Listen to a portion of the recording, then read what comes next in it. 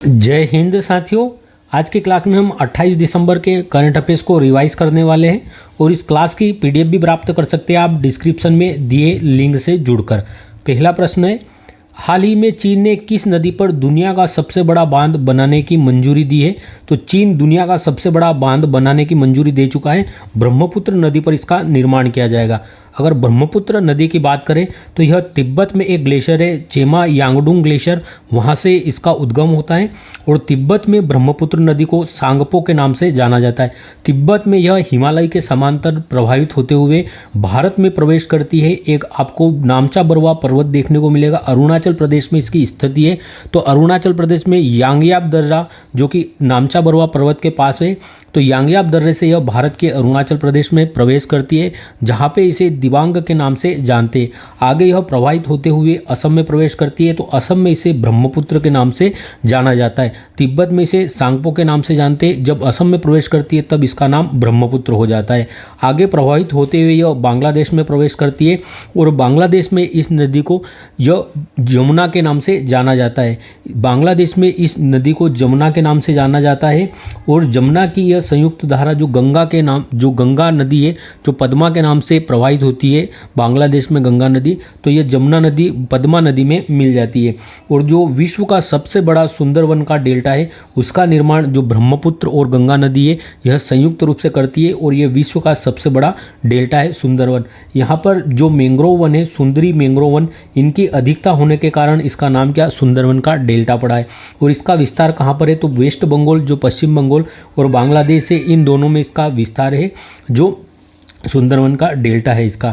तो आपको ये ब्रह्मपुत्र नदी के बारे में बेसिक जानकारी रखना है। और असम में ही ब्रह्मपुत्र नदी पर एक द्वीप है, माजुली नदी द्वीप, जो कि विश्व का सबसे बड़ा नदी द्वीप है। अगर देखें, विश्व का सबसे बड़ा बांध चीन बनाने जा रहा है ब्रह्मपुत्र नदी पर। वर्तमान में सबसे बड़ा बांध कौन सा है? तो वर्तमान में भी चीन में ही स्थित है, लेकिन ये यांगटीसी नदी पर है वर्तमान में। तो वर्तमान में जो 3 जॉर्ज डैम है यह चीन में है और यह यांगटीसी नदी पर निर्मित है, जो कि एशिया का सबसे बड़ा, विश्व का सबसे बड़ा बांध है 3 जॉर्ज डैम। और ये आगे भविष्य में कौन सा होगा? ब्रह्मपुत्र नदी पर बनने वाला। जो यांगटीसी नदी है इसे एशिया की सबसे लंबी नदी है। तो एशिया महाद्वीप की सबसे लंबी नदी कौन सी है? तो यांगटीसी नदी एशिया महाद्वीप की सबसे लंबी नदी है। तो आपको ब्रह्मपुत्र के बारे में ये जानकारियाँ याद रखनी है। और भारत के लिए एक संकट होगा, जो ब्रह्मपुत्र पर विश्व का सबसे बड़ा डैम बना रहा है चीन, तो भूकंप की समय संकट होगा भारत को। अगर हिमालयी क्षेत्र ऐसे भी भूकंप प्रभावित क्षेत्र के अंतर्गत आता है, तो अगर वहाँ पर भूकंप आता है और बाई चांस ऐसा हो ना कभी, अगर उस डैम को में कोई क्षति पहुँचती है या डैम वो टूटता है, तो भारत के जो उत्तर पूर्वी राज्य है जैसे सिक्किम, असम, अरुणाचल प्रदेश, इन राज्यों में भयंकर बाढ़ आने का खतरा रहेगा। और एक स्ट्रेटेजिक तरीके से, सुरक्षात्मक दृष्टि से भी भारत के ऊपर प्रेशर बना सकता है कभी चीन, कि अगर वो एक साथ बांध का पानी छोड़ देता है कभी भविष्य में, अगर कुछ सुरक्षा से संबंधित या कोई जो हमारी आर्मी से संबंधित कोई मैटर होता है, अगर वो बांध को खोल देता है, वहाँ से ज़्यादा पानी छोड़ देता है, तो भी भारत के जो उत्तर पूर्वी राज्य है इन्हें समस्या आएगी बाढ़ की। तो इसको लेकर भी एक भारत के लिए संकट रहेगा। अगर सहायक नदी की बात करें तो ब्रह्मपुत्र की कौन कौन सी सहायक नदियाँ हैं? लोहित, दिबांग, सुबनश्री, कामेंग, तिस्ता और धनश्री, ये प्रमुख नदियाँ हैं ब्रह्मपुत्र की सहायक नदियाँ। माजुली नदी द्वीप यह असम में है और यह विश्व का सबसे बड़ा नदी द्वीप है माजुली नदी द्वीप, जो गुम्फित जल मार्ग के द्वारा ब्रह्मपुत्र नदी बनाती है असम में। येल्लो रिवर किसे कहा जाता है? तो हुआंगहो नदी जो चीन में प्रवाहित होती है, इसे येल्लो रिवर के नाम से जानते हैं और इसे चीन का अशोक भी कहा जाता है हुआंगहो को। उत्तर, अगर भारत की सबसे पूर्वी नदी की बात करें तो भारत की सबसे पूर्वी नदी भी कौन सी है? तो लोहित नदी है भारत की सबसे पूर्वी नदी। और इसी पर भूपेन हजारिका पुल या जो ढोला सदिया के नाम से भी जिसे जानते हैं हम, भूपेन हजारिका या ढोला सदिया जो पुल है यह किस पर है? लोहित नदी पर है और ये भारत की सबसे पूर्वी नदी है लोहित नदी। नेक्स्ट प्रश्न है, हाल ही में किस देश की क्वींस और कावेंट्री विश्वविद्यालय को गुजरात में परिसर स्थापित करने की मंजूरी मिली है? तो यूनाइटेड किंगडम की जो यूनिवर्सिटियाँ है क्वींस और कावेंट्री यूनिवर्सिटी, इनको भारत के गुजरात में जो परिसर स्थापित करने की मंजूरी मिली है। तो ये दोनों यूनिवर्सिटियाँ ब्रिटेन की है। यूनाइटेड किंगडम की 2 यूनिवर्सिटियाँ क्वींस यूनिवर्सिटी और कॉवेंट्री यूनिवर्सिटी, इन्हें भारत में परिसर खोलने की मंजूरी मिल चुकी है। और जो गिफ्ट सिटी है, गुजरात की गिफ्ट सिटी, यहाँ पर क्वींस और कॉवेंट्री यूनिवर्सिटी अपना परिसर स्थापित करेगी। अगर पूछे भारत में सबसे पहले कौन सी विदेशी यूनिवर्सिटी है या किस देश की यूनिवर्सिटी है, कौन सी यूनिवर्सिटी है वह जिसने अपना परिसर स्थापित किया था भारत में सबसे पहले, तो पहला देश कौन सा है परिसर स्थापित करने वाला भारत में, तो ऑस्ट्रेलिया देश है। और जो यहाँ की यूनिवर्सिटी है डिकोन यूनिवर्सिटी, इसने गिफ्ट सिटी गुजरात में ही अपना पहला परिसर खोला था। तो भारत में पहला परिसर खोलने वाली यूनिवर्सिटी कहाँ की, ऑस्ट्रेलिया की डिकोन यूनिवर्सिटी। और जो गुजरात की गिफ्ट सिटी है यहीं पर इसने अपना परिसर स्थापित किया था। यूनाइटेड किंगडम के प्रधानमंत्री कौन बने अभी हाल ही में, तो किए स्टारमर यहाँ के प्रधानमंत्री बने जो कि लेबर पार्टी से आते हैं। नालंदा यूनिवर्सिटी का नाम आपने सुना हो, नालंदा यूनिवर्सिटी की स्थापना किसने की थी, इसको स्थापित करने वाला कौन था, तो गुप्त शासक था कुमारगुप्त, इनके द्वारा स्थापित की गई थी। और अभी इसको नई बनाने की आधारशिला रखी गई है और इसके प्रथम हेड किसे, अरविंद जी पनगड़िया को बनाया गया है नालंदा यूनिवर्सिटी के लिए। नेक्स्ट प्रश्न है, हाल ही में Jetson Orin nano super generative AI super computer का अनावरण किसने किया है, तो जेटसन ओरिन यह nano super generative AI super computer है, तो एनवीडिया कंपनी के द्वारा इसका निर्माण किया गया है। जेटसन ओरिन यह nano super generative AI super computer है, nano super generative AI super computer है जेटसन ओरिन। और इसका निर्माण किसने किया है, तो जो एनवीडिया कंपनी है, एनवीडिया कंपनी, इसके द्वारा इसका निर्माण किया गया है। नैनो का अर्थ क्या होता है, तो 10⁻⁹ नैनो का अर्थ होता है, अर्थात इसका आकार बहुत छोटा होने वाला है। इसका आकार है जो आपके एक हथेली के आकार का होने वाला है। नैनो अर्थात 10⁻⁹ इसका इतना छोटा इसका आकार रहेगा। और इसकी कीमत भी कम रहने वाली है, $249 मात्र इसकी कीमत रहने वाली है Jetson Orin nano super computer की। सुपर कंप्यूटर का आकार बहुत बड़ा होता है, लगभग एक कमरे के बराबर इनका आकार होता है, लेकिन यह एक हथेली के बराबर होगा। और एनवीडिया कंपनी ने इसका निर्माण किया है और आर्टिफिशियल इंटेलिजेंस का इसमें यूज़ किया जाएगा। अगर कुछ फैक्ट देखें, भारत का पहला सुपर कंप्यूटर कौन सा था, तो जो परम 8000 है ये भारत का पहला सुपर कंप्यूटर था।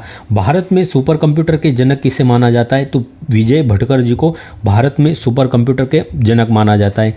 जो कंप्यूटर की चिप है, कंप्यूटर की चिप यह किसकी बनी होती है, तो कंप्यूटर की चिप सिलिकॉन की बनी होती है। किससे, सिलिकॉन से बनती है। अर्धचालक से जो कंप्यूटर की चिपें होती है किससे बनती है, सिलिकॉन से बनती है कंप्यूटर की चिपें, ये भी आपको ध्यान में रखना है। और जो सीडेक संस्था है यह भारत में एडवांस कंप्यूटिंग के क्षेत्र में कार्य करती है। महाराष्ट्र में इसका मुख्यालय है सीडेक का, और यह कंप्यूटिंग के क्षेत्र में कार्य करती है भारत में सीडेक संस्था। नेक्स्ट प्रश्न है, हाल ही में विश्व बैंक की रिपोर्ट के अनुसार $129 बिलियन के साथ दुनिया का शीर्ष प्रेषण प्राप्तकर्ता देश कौन सा है, तो विश्व बैंक की रिपोर्ट आई है जिसके अनुसार $129 बिलियन के साथ दुनिया का शीर्ष प्रेषणकर्ता अर्थात रेमिटांस प्राप्तकर्ता देश कौन सा है। तो ये प्रेषण प्राप्तकर्ता या रेमिटांस क्या होता है इसको हम देखते हैं। तो भारत शीर्ष पर है दुनिया में। रेमिटांस क्या होता है, रेमिटांस तो जो भारतीयों द्वारा विदेश से भारत में अपने परिवारों को भेजा गया धन, अर्थात अगर कोई भारतीय वो यूएसए में रह रहा है और वो भारत में उसका परिवार रहता है तो वो यहाँ से कुछ धन कमा के या जो भी उसकी आय होगी कुछ धन भारत को जरूर देगा। ऐसे ही यूएसए में रह रहा है कोई, कनाडा में, कोई मेक्सिको में, कहीं सऊदी अरब में, तो जो भी भारतीय वहाँ से धन कमाकर भारत में भेजते हैं उसे क्या कहा जाता है, रेमिटांस कहा जाता है। तो $129 बिलियन के साथ दुनिया का शीर्ष देश भारत है रेमिटांस प्राप्त करने वाला, अर्थात भारतीय सबसे ज़्यादा विदेशों में रहते हैं और वहाँ से धन कमाकर भारत में भेजते हैं। सबसे ज़्यादा धन कौन लाता है विदेशों से कमा के अपने देश में, तो यह भारत लाता है। तो रेमिटांस यह भारतीयों द्वारा विदेशों से भारत में अपने परिवारों को भेजा गया धन है। और ये रिपोर्ट जारी की गई है इसकी रेमिटांस की विश्व बैंक के द्वारा। इस रिपोर्ट में कहा गया है कि भारत $129 बिलियन के साथ विश्व में शीर्ष स्थान पर है रेमिटांस प्राप्त करने में। दूसरे स्थान पर कौन है, पहले स्थान पर भारत है, दूसरे स्थान पर मेक्सिको, तीसरे स्थान पर चीन, चौथे स्थान पर फिलीपींस है और पांचवें स्थान पर नल्ला पाकिस्तान है रेमिटांस प्राप्त करने में। और ऐसा कौन सा देश है जिसकी जीडीपी मतलब जीडीपी का एक बड़ा भाग जो है वह रेमिटांस पर निर्भर करता है। तो जीडीपी में रेमिटांस का सर्वाधिक योगदान कहाँ का है, तो जो तजाकिस्तान है इसकी जो जीडीपी है उसमें 45% का योगदान किसका है, रेमिटांस का है। अर्थात जो विदेशों से से आय आती है कम, वहाँ के नागरिक जो भेजते हैं तजाकिस्तान में। तो जीडीपी का सर्वाधिक रेमिटेंस का योगदान किस देश की जीडीपी में रेमिटेंस का? तजाकिस्तान की। बी रेडी रिपोर्ट भी कौन जारी करता है? तो यह भी वर्ल्ड बैंक जारी करता है, be ready report. Global economic outlook report कौन जारी करता है? तो इंटरनेशनल मॉनेटरी फंड के द्वारा यह जारी की जाती है, ग्लोबल इकोनॉमिक आउटलुक।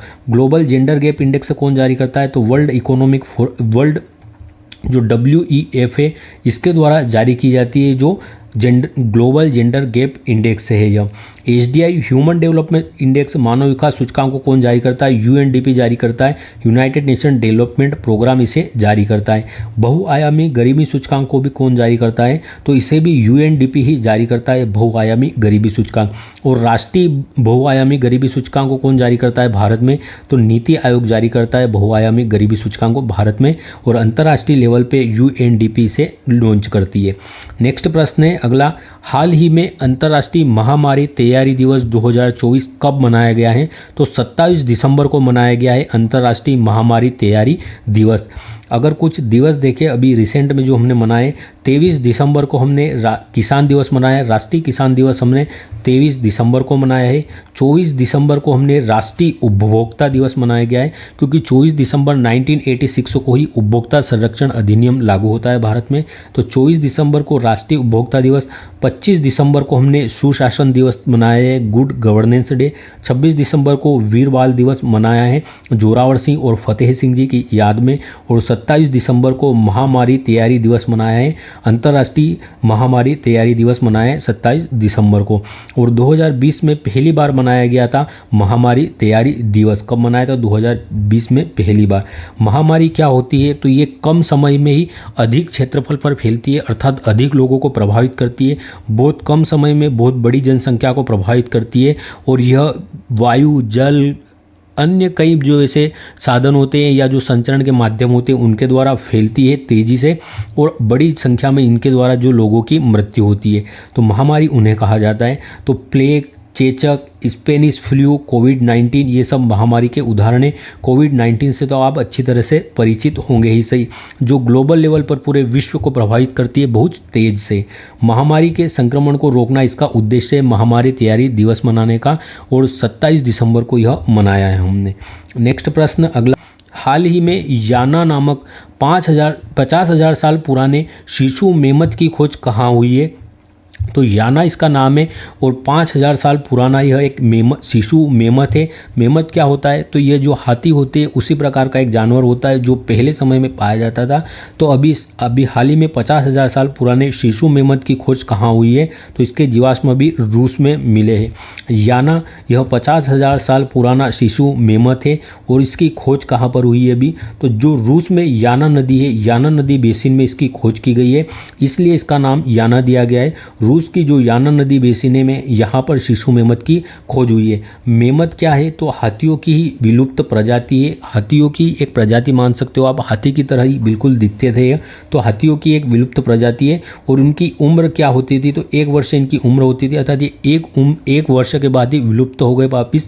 तो 1 वर्ष केवल इनकी उम्र होती थी मेमत की। दुनिया के सबसे विशाल सांप को अभी हाल ही में कहाँ पर देखा गया है? दुनिया के सबसे विशाल सांप के जीवाश्म कहाँ पर मिले? तो यह वासुकी इंडिगस सांप था, और इसके जीवाश्म में गुजरात कच्छ में मिले, जो कि दुनिया का सबसे बड़ा विशाल सांप है। इसके जीवाश्म कहाँ पर मिले? वासुकी इंडिगस के गुजरात में। रूस में वोल्गा नदी प्रवाहित होती है, और यूरोप की सबसे लंबी नदी भी कौन सी है? वोल्गा नदी। और अगर विश्व की सबसे लंबी नदी पूछ ले, विश्व की सबसे लंबी नदी कौन सी है? तो जो नील नदी है, जो कहाँ पर प्रवाहित होती है? अफ्रीका महाद्वीप में नील नदी विश्व की सबसे लंबी नदी है। ये वाइट नील जो कि विक्टोरिया झील से निकलती है, और जो टाना झील है, टाना झील से जो ब्लू झील निकलती है, इन दोनों के मिलने से नील नदी का निर्माण होता है। और ये ब्लू नील और ये वाइट नील और ब्लू नील जो नदियाँ हैं ये कहाँ पर मिलती है? तो जो खार्तूम, सूडान की राजधानी है खार्तूम, यहाँ पर ब्लू नील और जो नीली नील है इन दोनों का संगम होता है। ये भी आपको ध्यान रखना है। अगर बात करें यूनेक्टस अकाइमा, अभी हाल ही में अमेजोन वर्षावन में कौन सा सांप खोजा गया था? यूनेक्टस अकाइमा। तो जीवित सांप, जो जीवित सांप है वह सबसे बड़ा कौन सा खोजा गया था अभी? यूनेक्टस अकाइमा को अमेजोन वर्षावन में, और ये 26 फुट का था। और सबसे बड़ा जीवाश्म अभी खोजा गया सांप का वो कौन सा? वासुकी इंडिगस था, और ये गुजरात में खोजा गया है। नेक्स्ट प्रश्न है, हाल ही में बेलगांव कांग्रेस अधिवेशन के शताब्दी समारोह का आयोजन कहाँ हुआ है? तो कर्नाटक में इसका आयोजन हुआ है, बेलगांव कांग्रेस अधिवेशन का शताब्दी समारोह। जब गांधी जी ने अध्यक्षता की थी कर्नाटक के बेलगांव अधिवेशन की मात्र एक बार, उसके 100 साल पूरे, उसका शताब्दी वर्ष होने के कारण इसका आयोजन कहाँ पर हुआ है? बेलगांव कांग्रेस अधिवेशन का कर्नाटक में। कांग्रेस की स्थापना 1885 में होती है और A.O. ह्यूम है, उनके द्वारा इसकी स्थापना की जाती है 1885 में। और पहला अधिवेशन भी कांग्रेस का कब होता है? 1885 में होता है। और बॉम्बे में कांग्रेस का पहला अधिवेशन होता है और जो व्योमेश चंद्र बनर्जी, WC बनर्जी, व्योमेश चंद्र बनर्जी इसकी अध्यक्षता करते हैं कांग्रेस की।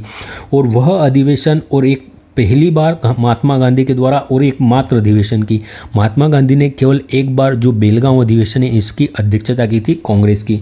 तो वह अधिवेशन जिसकी पहली बार और एकमात्र महात्मा गांधी के द्वारा अध्यक्षता की गई थी। और यह अधिवेशन था 1924 का, जो बेलगांव अधिवेशन था कर्नाटक का, यहाँ की अध्यक्षता महात्मा गांधी ने की थी कांग्रेस की। और यह जो कांग्रेस का अधिवेशन था यह 26 से 27 दिसंबर को आयोजित हुआ था और इसके 100 साल पूरे होने पर इसका शताब्दी समारोह कहाँ पर मनाया गया है? कर्नाटक में मनाया गया है। ये मोस्ट इंपॉर्टेंट है, किसका शताब्दी समारोह मनाया गया अभी? तो जो कांग्रेस का बेलगांव अधिवेशन था उसका शताब्दी समारोह मनाया गया और इस अधिवेशन की अध्यक्षता करने वाले कौन थे? महात्मा गांधी थे। और अभी हाल ही में हमने किसकी 100वीं जयंती भी मनाई है? तो जो हमारे अटल बिहारी वाजपेयी जी हैं इनकी 100वीं जयंती भी हमने हाल ही में भी मनाई है 25 दिसंबर को। कुछ अधिवेशन और उसमें किसके द्वारा अध्यक्षता की गई उनको देख लेते हैं। 1907 का अधिवेशन, जिसे हम सूरत अधिवेशन के नाम से जानते हैं, जिसमें कांग्रेस में जो नरम दल और गरम दल है इन दोनों दलों में विभाजित हुआ था। जो कांग्रेस है उसका विभाजन 2 दलों में हो गया था, गरम दल और नरम दल। और राज बिहारी घोष इसकी अध्यक्षता करने वाले थे 1907 सूरत अधिवेशन की। 1916 का जो लखनऊ अधिवेशन था इसकी अध्यक्षता अंबिकाचरण मजूमदार ने की थी। और यहीं पर जो कांग्रेस का विभाजन हुआ था वापिस नरम दल और गरम दल का पेचअप होता है, अर्थात ये वापिस पुनः मिल जाते हैं। 1925 का कानपुर अधिवेशन, इसकी अध्यक्षता सरोजनी नायडू के द्वारा की गई थी। और भारत की प्रथम महिला जिसने कांग्रेस की अध्यक्षता की वह सरोजनी नायडू थी और इन्होंने 1925 के कानपुर अधिवेशन की अध्यक्षता की थी। 1929 का लाहौर अधिवेशन, इसकी अध्यक्षता जवाहरलाल नेहरू ने की थी और इसमें ही जो पूर्ण स्वराज का प्रस्ताव है यह पारित हुआ था। और 26 जनवरी 1930 को पहली बार पूर्ण स्वतंत्रता दिवस मनाया था, इसीलिए 26 जनवरी 1950 को हमारा संविधान लागू होता है इसकी याद में। 1931 इसकी अध्यक्षता किसने? सरदार वल्लभ भाई पटेल के द्वारा की गई थी और यह अधिवेशन कराची में हुआ था 1931 का अधिवेशन। और कराची अधिवेशन में ही महात्मा गांधी को काले झंडे दिखाए गए थे। 1938 का हरिपुरा अधिवेशन, इसकी अध्यक्षता सुभाष चंद्र बोस के द्वारा की गई थी, हरिपुरा अधिवेशन की अध्यक्षता। 1946 का मेरठ का जो हुआ था आयोजन, मेरठ में अध्यक्षता कांग्रेस की किसने की थी? तो JB कृपलानी के द्वारा मेरठ में जो सम्मेलन हुआ था इसकी अध्यक्षता की गई थी 1946 के। नेक्स्ट प्रश्न है, हाल ही में RBI ने वित्तीय क्षेत्र में AI के जिम्मेदार उपयोग की रूपरेखा के लिए किसकी अध्यक्षता में 8 सदस्यीय पैनल का गठन किया है? तो वित्तीय क्षेत्र में AI की जिम्मेदार तरीके से उपयोग किया जा सके, इसकी रूपरेखा के लिए जो डॉक्टर पुष्पक भट्टाचार्य है इनकी अध्यक्षता में पैनल का गठन किया गया है। RBI ने वित्तीय क्षेत्र में आर्टिफिशियल इंटेलिजेंस के जिम्मेदार उपयोग के लिए एक समिति का निर्माण किया है 8 सदस्यीय, और इसके हेड कौन है? डॉक्टर पुष्पक भट्टाचार्य, जो कि कहाँ के हेड है? तो वर्तमान में IIT बॉम्बे के हेड है जो डॉक्टर पुष्पक भट्टाचार्य जी है। ये इनके निर्देशन में AI के लिए एक समिति का गठन किया गया है कि वित्तीय क्षेत्र में कैसे AI का हम अच्छी तरीके से, बेहतर तरीके से उपयोग कर सके जिससे कोई बड़ी हानि ना हो। अब कुछ समितियां देख लेते हैं जिनका उद्देश्य किससे, अर्थात इन समितियों का गठन किस कार्य के लिए हुआ था। नरसिम्हन समिति, बैंकिंग सुधार के लिए इसका गठन होता है। यंग हिल्टन आयोग या शाही आयोग का गठन RBI की जो स्थापना है इसके लिए हुआ था। सरदार स्वर्ण सिंह समिति, इसकी अनुशंसा पर 42वां संविधान संशोधन होता है और मौलिक कर्तव्यों को सरदार स्वर्ण सिंह कमेटी की अनुशंसा पर शामिल किया गया था। बलवंत राय मेहता समिति पंचायती राज से संबंधित है और त्रिस्तरीय पंचायती राज इन्हीं के अनुशंसा पर लागू हुआ था। हाथरस भगदड़ की जांच के लिए भी जस्टिस ब्रिजेश श्रीवास्तव जी की अध्यक्षता में समिति का गठन हुआ था। शिवरमन समिति का गठन नाबार्ड की स्थापना के लिए किया गया था। चलैया समिति का गठन टैक्स हमारा आयकर उसमें सुधार करने के लिए किया गया था। और मल्होत्रा समिति का गठन जो बीमा क्षेत्र है हमारा बीमा सेक्टर, उसमें सुधार के लिए मल्होत्रा समिति की गठन किया गया था। नेक्स्ट प्रश्न है, अभी चुनाव आयोग के द्वारा जो महिलाओं से संबंधित आंकड़े थे चुनाव 2000 जो लोकसभा का 18वीं लोकसभा का चुनाव हुआ था, तो उससे संबंधित महिलाओं से संबंधित आंकड़े जो अभी निर्वाचन आयोग के अभी जारी किए गए, तो ये महिलाओं के आंकड़ों को हम देखते हैं। चुनाव आयोग के अनुसार वर्ष 2024 के लोकसभा चुनाव में महिलाओं का मतदान कितने प्रतिशत रहा है, तो 65.78% महिलाओं का मतदान रहा है। पुरुषों मेल से अधिक महिलाओं का मतदान रहा था। इस बार 65.78% महिलाओं का मतदान रहा है 18वीं लोकसभा में। 18वीं लोकसभा के चुनाव 7 चरणों में संपन्न होते हैं और निर्वाचन आयोग द्वारा भी आंकड़ा जारी किया गया जिसमें कहा गया कि भारत में कुल मतदाता कितने हैं, तो 97,95,51,847 मतदाता है कुल भारत में, जिसमें से 64.6 करोड़ मतदाताओं ने वोटिंग की है। 97,25,51,847 मतदाताओं में से 64.6 करोड़ मतदाताओं के द्वारा मतदान किया गया है इस बार के चुनाव में। और जो 2019 की तुलना में कितना अधिक है, तो 7.4% जो 2019 का वोटिंग हुई थी 70वीं लोकसभा के लिए, उसका 2024 में कितना अधिक हुआ है उससे, तो 7.4% वोटिंग अधिक हुई है इस बार जो 2019 की तुलना में। और पुरुष की तुलना में महिलाओं का मतदान इस बार ज़्यादा रहा है, 2019 में भी ज़्यादा रहा था और 2024 के 18वीं लोकसभा के जो चुनाव हुए इसमें भी पुरुषों की तुलना में महिलाओं का मतदान अधिक हुआ है। जो मेल है, जो पुरुष है कुल मतदान करने वाले, तो इनका प्रतिशत रहा है 65.55% रहा है पुरुषों का, और महिलाओं का रहा है 65.78% महिलाओं का मतदान प्रतिशत रहा है, जो कि पुरुषों के मतदान से अधिक है। अगर बात करें तो महिलाओं के लिए ही टारगेटेड थी, अर्थात महिलाओं के लिए ही मैया सम्मान योजना, लाडली बहना योजना, महतारी वंदना योजना, जो संजीवनी योजना, ये सब महिलाओं को ही लाभ पहुंचाने के लिए योजनाएं चालू की गई थी। तो महिलाओं के द्वारा ही वोटिंग ज़्यादा की गई और महिलाओं के द्वारा ही इस बार सरकार बनाई गई। चाहे मध्य प्रदेश में आप लाडली बहना के द्वारा, महाराष्ट्र में महिलाओं के द्वारा सरकार बनाई गई, तो सिर्फ एक जगह उल्टा हुआ राजस्थान में, कि राजस्थान में महिलाओं को टेबलेट दिए लेकिन यहाँ पर सरकार बदल गई। तो महिलाओं के लिए ही टारगेटेड चुनाव हुए और मोदी जी को फिर प्रधानमंत्री के पद पर बिठाने की जिम्मेदारी महिलाओं ने ले रखी थी। तो फीमेल ने कितने 65.78% मतदान किया है 18वीं लोकसभा में। अभी तक 2 चुनाव ही ऐसे हुए हैं जिनमें फीमेल ने मेल से अधिक मतदान किया है। 2019 के लोकसभा चुनाव और जो 2024 के लोकसभा चुनाव है, इन दोनों चुनावों में महिलाओं ने पुरुष से अधिक वोटिंग की है। सर्वाधिक मतदान का प्रतिशत कहाँ का रहा है, तो जो धवरी, असम का धवरी स्थान है, यहाँ पर सर्वाधिक महिलाओं का मतदान प्रतिशत रहा है। 92% मतदान किया यहाँ पर महिलाओं ने। और सबसे न्यूनतम महिलाओं ने मतदान कहाँ पर रहा, महिलाओं का मतदान सबसे न्यूनतम, तो यह श्रीनगर में रहा है। केवल 38% महिलाओं ने यहाँ वोटिंग की है। निर्विरोध मेंबर ऑफ पार्लियामेंट कौन बने हैं 18वीं लोकसभा में, जो निर्विरोध चुने गए थे सांसद के रूप में, तो मुकेश दलाल जी थे और ये सूरत सीट से थे और ये निर्विरोध चुने गए थे। सबसे बड़ी जीत किसकी हुई है 18वीं लोकसभा में, तो यह शंकर लालवानी जी की हुई थी इंदौर से। सबसे बड़ी जीत 11 लाख से अधिक वोटों से। और नोटा को सर्वाधिक वोट कहाँ मिले इस बार, जो कि एक रिकॉर्ड भी है, तो नोटा को सर्वाधिक वोट इस बार इंदौर में ही मिले। 2 लाख से अधिक वोट कहाँ पर मिले, नोटा को इंदौर में मिले। नेक्स्ट प्रश्न है अगला, हाल ही में पैराप्लेजिक व्यक्तियों के लिए walk on suit F1 robot किसने विकसित किया है, तो जो खड़े नहीं हो सकते, जो चल नहीं सकते, जो पैराप्लेजिक व्यक्ति है, उनके लिए walk on suit F1 robot किसने विकसित किया है, तो वॉक ऑन सूट F1 इसका विकास दक्षिण कोरिया ने किया है। तो इसका विकास दक्षिण कोरिया के द्वारा किया गया है, जो चलने और सीढ़ी पर चढ़ने के लिए उपयोगी होगा। जो पैराप्लेजिक हैं, अर्थात जो चलने में असमर्थ है, खड़े होने में, तो पैराप्लेजिक जो लोग हैं उनके चलने और सीढ़ी पर चढ़ने में यह सहायक होगा। तो जो यह सूट है यह 50 kg का होने वाला है, हल्का सूट 50 kg का होने वाला, यह हल्का होगा। एल्यूमिनियम और टाइटेनियम से इसका निर्माण किया गया है और इसमें इलेक्ट्रिक बैटरी है जिसकी सहायता से यह कार्य करेगा। और जो पैराप्लेजिक, जो दिव्यांग व्यक्ति है पैराप्लेजिक, उनके चलने फिरने में यह सहायक होने वाला है, सीढ़ियों को चढ़ने में। दक्षिण कोरिया की बात करें तो इसकी राजधानी क्या है? सियोल इसकी राजधानी है और वोन यहाँ की मुद्रा है दक्षिण कोरिया की। दक्षिण कोरिया की राजधानी क्या? सियोल है और वोन यहाँ की मुद्रा है। तो ये क्लास आपको कैसी लगी आप कमेंट करके ज़रूर बताइएगा, और अगर आपको क्लास अच्छी लगे तो लाइक भी ज़रूर करिएगा, अपने दोस्तों तक भी शेयर करिएगा। धन्यवाद, जय हिंद। मिलते हैं हम अगली क्लास।